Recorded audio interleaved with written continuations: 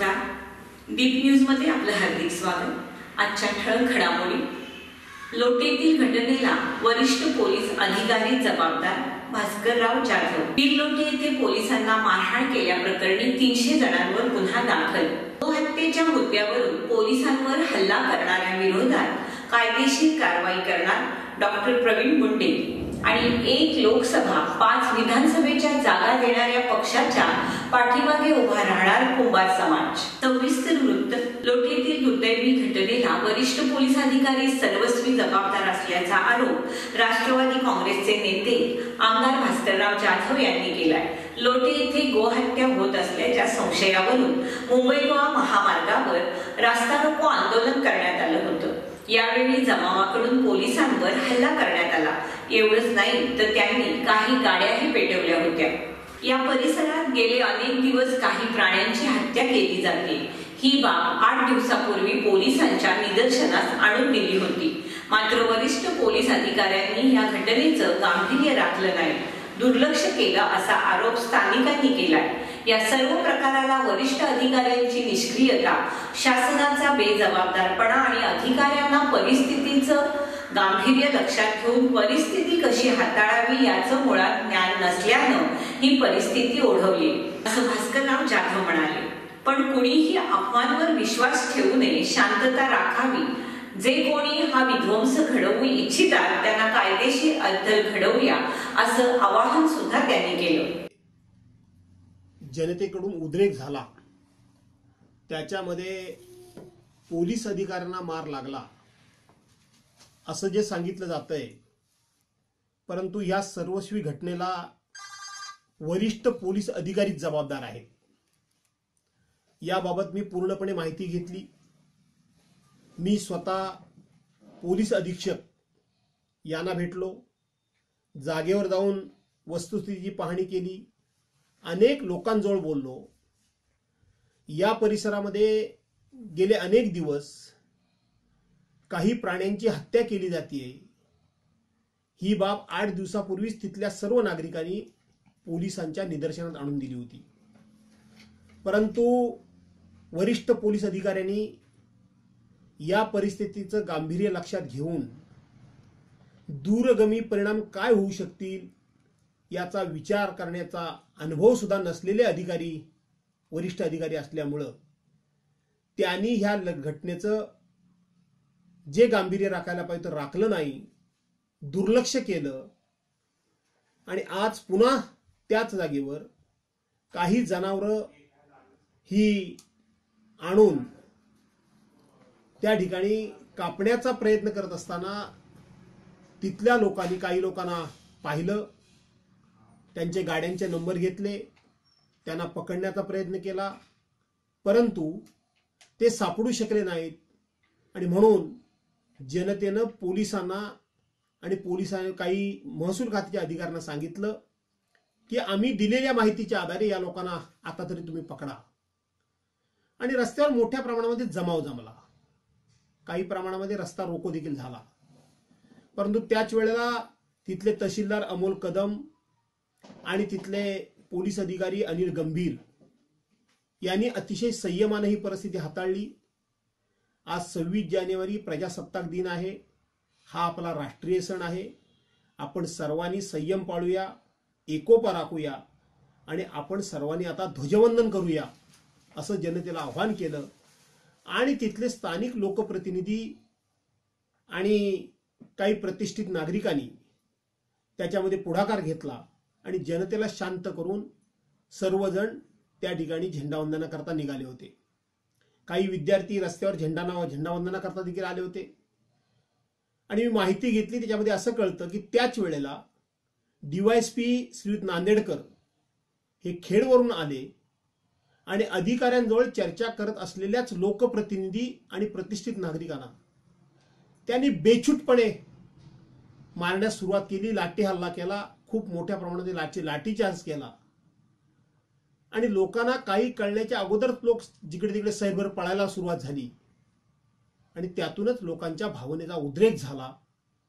त्यामुळं लोकांना पोलिसांवर देखील हल्ला करावा लागला. परंतु या सर्वस्वी घटनेला जबाबदार ही वरिष्ठ अधिकाऱ्यांची निष्क्रियता, शासनाचा बेजबाबदारपणा आणि अधिकाऱ्यांना परिस्थितीचं गांभीर्य लक्षात घेऊन परिस्थिती कशी हाताळावी याचंच मुळात ज्ञान नसल्यामुळं ही परिस्थिती घडली. ही परिस्थिती अत्यंत दुर्दैवी आहे. मी सर्व नागरिकांना या निमित्तानं आवाहन करतो की कुणीही अफवांवर विश्वास ठेवू नका. ही कुठल्याही दोन घटकांमधली, दोन समाजामधली किंवा दोन पंथांमधली ही घटना नाही, तर ही विध्वंसक घटना आहे. तुम्ही आम्ही सर्वांनी मिळून या घटनेचा प्रतिकार करूया आणि जे कोणी हा विध्वंस माजवू इच्छितात, जे कोणी लोकांच्या भावनांशी खेळू इच्छितात, त्यांना सर्वांनी मिळून आपण कायदेशीररित्या अद्दल घडवूया. खेड तालुक्यातील पीरलोटे येथे पोलिसांना मारहाण केल्याप्रकरणी 300 जणांवर गुन्हा दाखल करण्यात आला असून 25 जणांची नावं निष्पन्न झाली आहेत. खेड पोलीस ठाण्यात या प्रकरणाची नोंद करण्यात आली. जखमी झालेल्या उपविभागीय पोलीस अधिकारी आणि पोलीस कर्मचाऱ्यांची गृहराज्यमंत्री दीपक केसरकर यांनी भेट घेतली. घडलेल्या घटनेचा आढावा घेत चौकशीचे आदेश पोलीस अधीक्षकांना दिले. गोवंशाच्या कत्तलीवरून मुंबई गोवा महामार्ग पीरलोटे ग्रामस्थांनी शनिवारी पहाटेपासून रोखून धरला होता. त्यावेळी खेडचे तहसीलदार आणि पोलीस निरीक्षक यांच्याशी ग्रामस्थ चर्चा करत असताना खेडचे उपविभागीय पोलीस अधिकारी विश्वेश्वर नांदेडकर घटनास्थळी पोहोचले. त्यांनी जमाव पांगवण्यासाठी लाठीचार्ज करण्याचे आदेश दिले. यावेळी तणाव वाढला आणि आंदोलकांनी थेट पोलिसांवरच हल्ला चढवला. या हल्ल्यात विश्वेश्वर नांदेडकर, पोलीस निरीक्षक अनिल गंभीर, हनुमंत नलावडे, महेश धोंडे आणि मधुकर गायकवाड जखमी झाले. आंदोलकांनी आक्रमक पवित्रा घेतल्याने पोलिसांनी घटनास्थळावरून काढता पाय घेतला. जमावाच्या हल्ल्यात जखमी झालेल्या पोलिसांची गृहराज्यमंत्री दीपक केसरकर यांनी चिपळूणच्या लाईफ केअर हॉस्पिटलमध्ये जाऊन विचारपूस केली.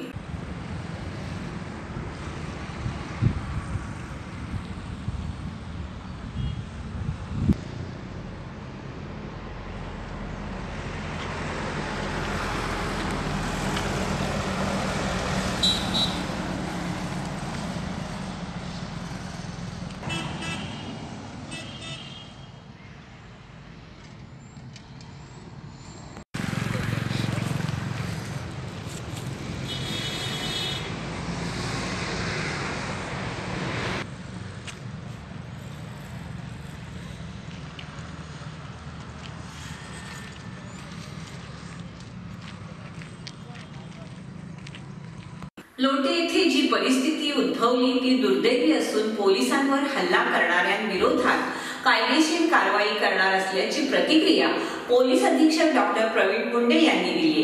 गोहत्येच्या मुद्द्यावरून मुंबई गोवा महामार्गावर खेड तालुक्यातील लोटेमध्ये शनिवारी सकाळी जमावानं रास्ता रोको केला. मात्र जमावाला पांगवण्यासाठी पोलिसांनी लाठी हल्ला केला. त्यानंतर संतप्त जमावानं पोलिसांवर हल्ला करत पोलिसांची गाडी पेटवून दिली. यावर बोलताना पोलीस अधीक्षक मुंडे म्हणाले, लोकांच्या तक्रारी आल्यानंतर आम्ही हे प्रकरण गांभीर्यानं घेतलं होतं. गेले 8 दिवस पोलीस दिवस रात्र या प्रकरणावर काम करत होते. मात्र आज जमावानं गैरकायदेशीर मार्ग अवलंबला. जवळपास 3 तास महामार्ग रोखून धरला. त्यांना वारंवार आवाहन करण्यात येत होतं. मात्र त्यानंतरही जी परिस्थिती उद्भवली ती दुर्दैवी आहे. हा मार्ग चुकीचा आहे. या संदर्भात आम्ही कडक कायदेशीर कारवाई करत असल्याचं पोलीस अधीक्षक डॉक्टर प्रवीण मुंडे यांनी सांगितलं. लोकांची जी मागणी आहे त्या संदर्भातही गुन्हा दाखल करून कायदेशीर कडक कारवाई करू असंही त्यांनी सांगितलं. जमावाच्या हल्ल्यात उपविभागीय पोलीस अधिकारी विश्वेश्वर नांदेडकर, खेडचे पोलीस निरीक्षक अनिल गंभीर हे गंभीर स्वरूपात जखमी झाले.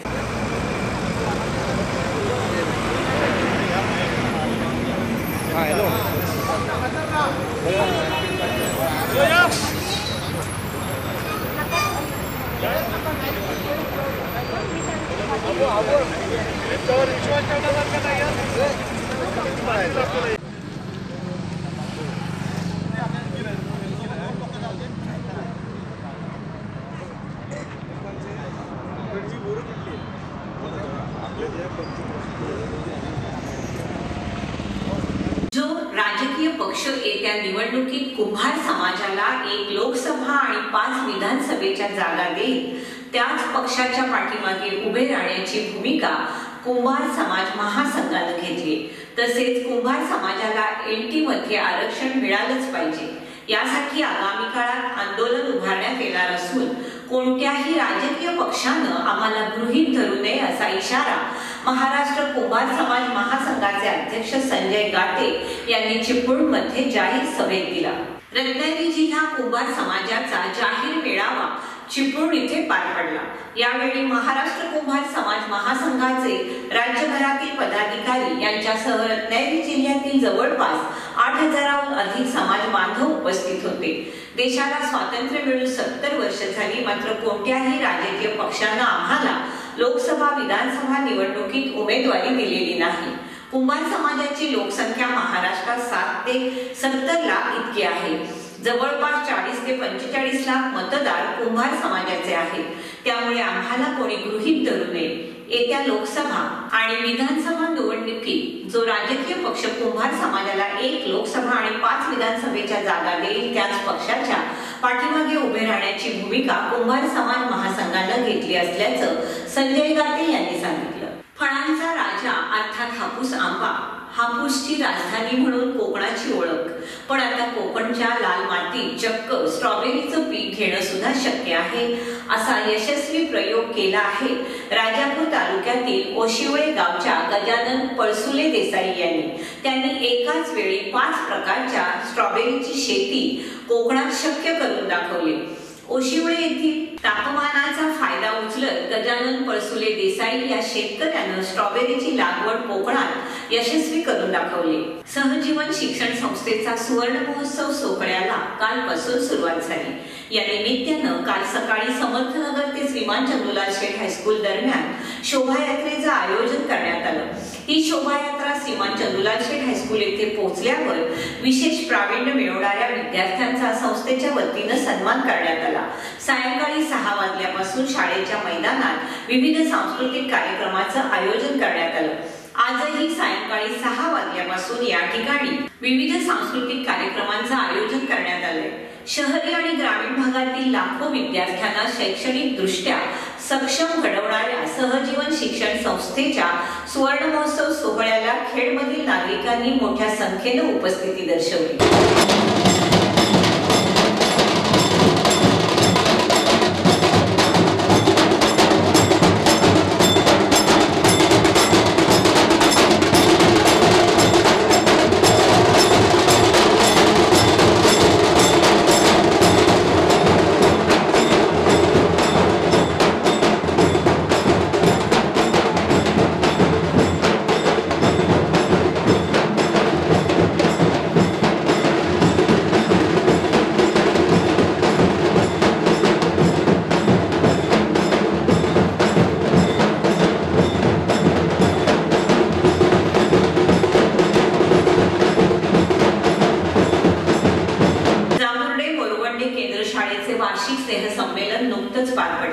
केंद्र शाळा जांभुर्डे मोरवंडे येथे आयोजित करण्यात आलेल्या सांस्कृतिक कार्यक्रमात केंद्र शाळा मोरवंडे, पिंपळवाडी, मोदगेवाडी, मौथवाडी, जांभुर्डे, मदवलवाडी शाळेच्या विद्यार्थ्यांनी विविध कार्यक्रम सादर केले। सांस्कृतिक कार्यक्रमाला पालक आणि जांभुर्डे मोरवंडे गावातील ग्रामस्थांनी गर्दी केली। वर्षभरात शाळेत झालेल्या विविध उपक्रमांमध्ये सक्रिय सहभाग घेऊन उपक्रमासाठी आर्थिक सहाय्य करणाऱ्या ग्रामस्थांचा यावेळी सन्मान करण्यात आला। नुकत्याच झालेल्या हिवाळी स्पर्धेत नेत्रदीपक यश संपादन करणारी केंद्र शाळेची 7वीची विद्यार्थिनी गौरी भुवड हिचा व्यवस्थापन समिती आणि शिक्षक ग्रामस्थांच्या वतीने सत्कार करण्यात आला। या कार्यक्रमाचं नेटकं नियोजन शाळेच्या उपशिक्षिका ऋतुजा चांदिवडे यांनी केलं। कार्यक्रम यशस्वी करण्यासाठी मुख्याध्यापक मोर्डेकर आणि व्यवस्थापन समिती अध्यक्ष एकनाथ गावडे आणि अन्य सदस्यांनी विशेष मेहनत घेतली। प्रदर्शनापूर्वीच उत्सुकता शिगेला पोहोचवणाऱ्या ठाकरे या सिनेमानं बॉक्स ऑफिसवर जबरदस्त धुमाकाळ घातला। या सिनेमानं गेल्या 2 दिवसात 8.50 कोटींची कमाई केली। पहिल्याच दिवशी या सिनेमानं 6 कोटींचा गल्ला जमवला होता। अभिजित मानसे यांनी दिग्दर्शित केलेल्या या सिनेमात शिवसेना प्रमुख बाळासाहेब ठाकरे यांची व्यक्तिरेखा अभिनेता नवाजुद्दीन सिद्दीकीनं साकारली, तर अमृता राव मीनाताई ठाकरेंच्या भूमिकेत आहे। शिवसेनेचे खासदार संजय राऊत हे या सिनेमाचे निर्माते आहेत। संपूर्ण भारतात 1300 स्क्रीनवर हा सिनेमा प्रदर्शित करण्यात आला असून या सिनेमासाठी 20 कोटी रुपये खर्च करण्यात आल्याचं सूत्रांनी सांगितलंय। ठाकरे सिनेमाचा पहिला शो अत्यंत जोरदार झाला। वडाळ्याच्या आयमॅक्स थिएटरमध्ये पहाटे 4:15 वाजता ठाकरेचा पहिला शो दाखवण्यात आला। यावेळी शिवसैनिकांनी ढोल ताशे वाजवत सिनेमागृहाबाहेर जल्लोष केला। या प्रसंगी संपूर्ण थिएटर फुलांनी सजवण्यात आलं होतं। शेवटी पुन्हा एक नजर आजच्या ठळक घडामोडींवर। लोटेतील घटनेला वरिष्ठ पोलीस अधिकारी जबाबदार भास्करराव जाधव। पीर लोटे येथे पोलिसांना मारहाण केल्याप्रकरणी 300 जणांवर गुन्हा दाखल। गोहत्येच्या मुद्द्यावरून पोलिसांवर हल्ला करणाऱ्यांविरोधात कायदेशीर कारवाई करणार डॉक्टर प्रवीण मुंडे। 1 लोकसभा 5 विधानसभेच्या जागा देणाऱ्या पक्षाच्या पाठीमागे उभा राहणार कुंभार समाज। याचबरोबर दीप न्यूज संपल्या। धन्यवाद।